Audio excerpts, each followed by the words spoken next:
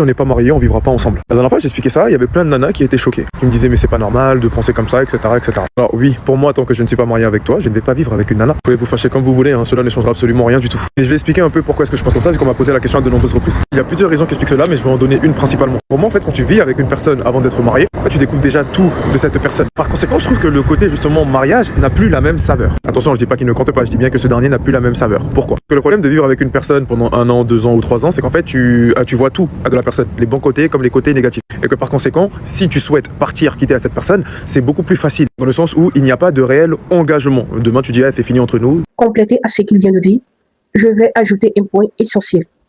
Généralement, quand tu vis avec quelqu'un que tu n'as pas marié, quand vous êtes en concubinage, au fil du temps, il s'installe une certaine paresse.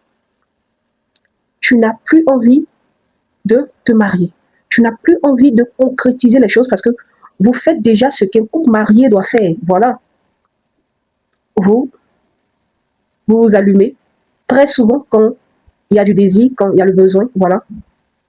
Elle te fait à manger, elle prend soin de la maison, elle te lave tes habits, elle fait le ménage. Après, il n'y a plus de saveur, voilà. Il n'y a plus de mystère. Après, je serai un peu au ralenti.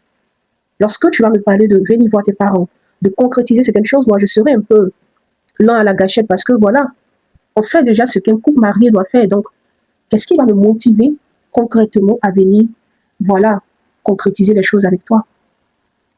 C'est un peu compliqué.